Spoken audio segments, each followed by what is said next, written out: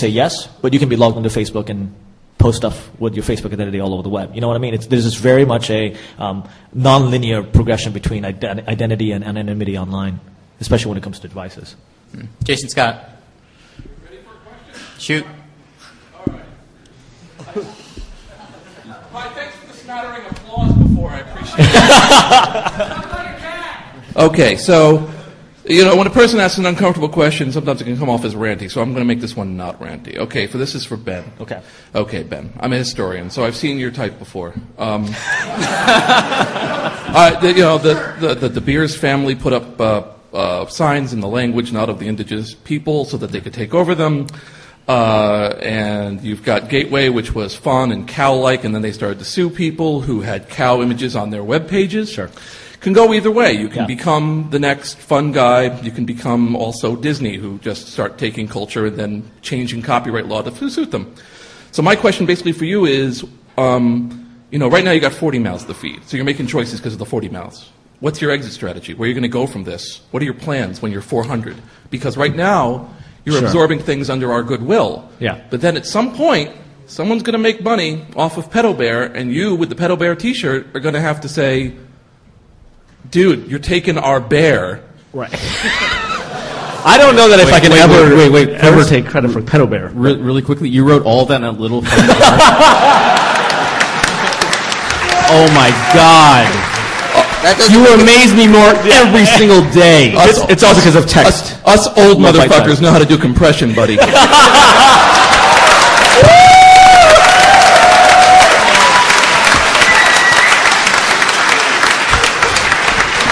And just like that, it disappears into the night. So that's an excellent question, and this is something that I actually struggle with more and more as our company grows larger and larger, right? So when it's just me, I can do whatever the hell I wanted, right? Now that we have 40 mouths to feed and going on 50, it becomes increasingly difficult to say things like, well, that's just because I want to.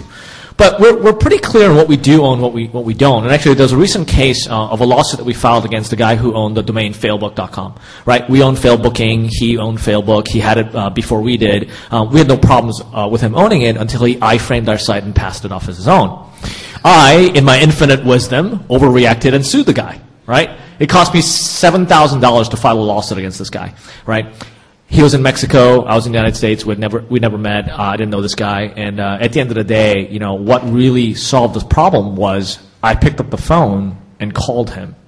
And we ended up talking on the phone probably like 2 or 3 hours. And, we went through the whole thing. And he was really nervous because he thought he was going to lose his domain. And obviously the lawyers wanted to, take the domain as in return for payment. So at the end of the day, we ended up settling. We both apologized. He issued a public apology for trying to mimic our or iframe the site and try to sell his domain, and we paid him a fair price for the domain name. And what I'm trying to tell you is that there is a moral responsibility that we do understand and actually get from internet culture. Like, there will never be a time where we're suing somebody for a Pedo Bear shirt because we didn't invent Pedo Bear. Right? And if somebody was being sued for creating a Pedo Bear shirt based on copyright infringement, we would step up to defend that individual because we know that Pedo Bear, ironically, is a property of the community. We, in one way, shape, or form, own Pedo Bear. So, yeah. Is that entirely true? Who made Pedo Bear? Does anybody in the audience know? Safety Bear. Can I? Well, here's the thing. So, at some point, when you don't know who created it and no one comes forth to present reasonable arguments, and it's okay they to created steal it, right? Yeah. So actually, that's a great question. It's a great question, right? At what point is it a communal property?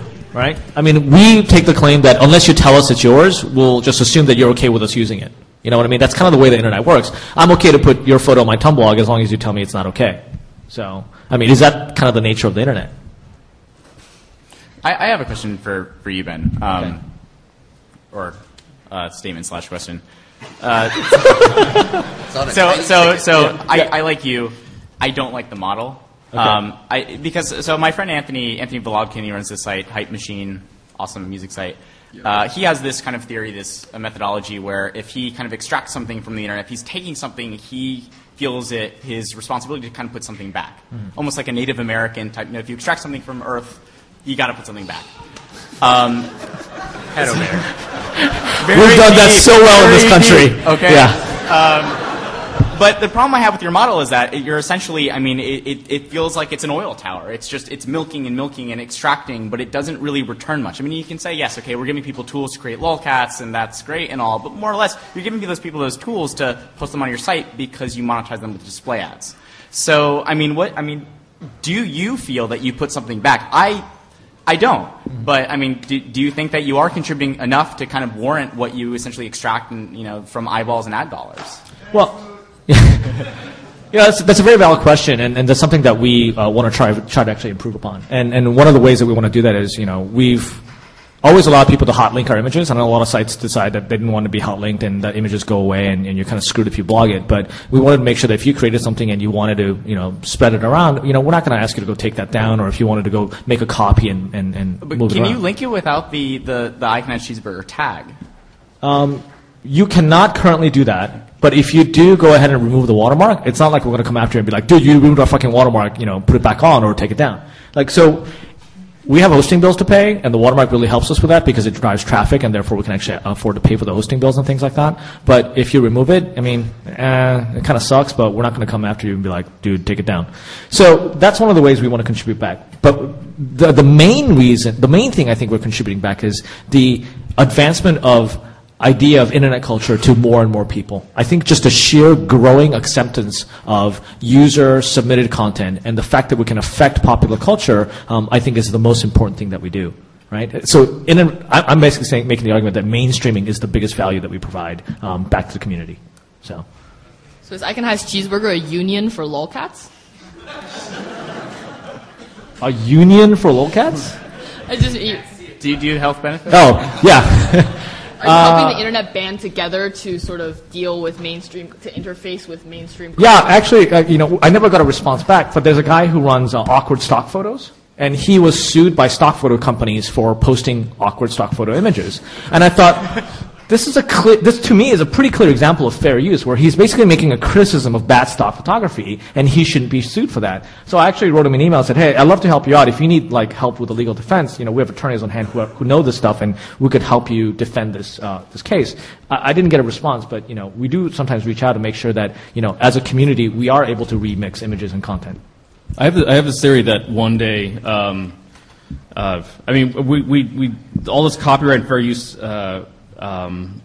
This whole copyright and fair use issue is getting to be more and more of a thing as these sort of memes go mainstream. Yeah. And the person who's going to be able to sort of defend themselves, hopefully it'll just be like one lone wolf somewhere who's able to properly defend themselves and stand up for fair use, and the rest of us are going to be okay. But when it comes to legal action like that, it really does come down to resources. And of all the people, of all the sites up here, there's only one that can actually kind of defend. Yeah, and that's actually important. One of the important things that happens to commercialization of specific subcultural icons is that there are groups of people who have a vested interest in the protection of that identity within a certain community, right? So for us, internet culture is very important. We want to protect it. We want to make sure it's still public domain, that we can all remix and continue to advance the meme. If we are not bundled together and we don't put our resources together, you can be under attack from people who believe in an older model in which they own everything, right? So companies like us and Rocket Boom and Icon Cheeseburger and maybe Moot may band together one day and say, you know what, we want to defend certain people from large corporations who believe that they're being infringed upon. So the Constantine thing is a fascinating example, right? It's one of those things where if EFF didn't stand up, I might have called you guys and said, hey, this is really bullshit. So, yeah.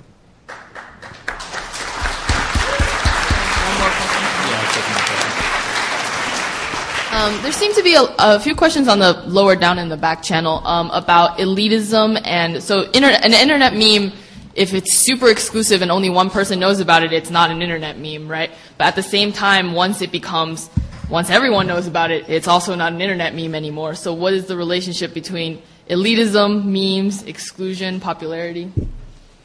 I think there's a difference, though, between elitism and just it being cryptic. Again, or accessibility, rather.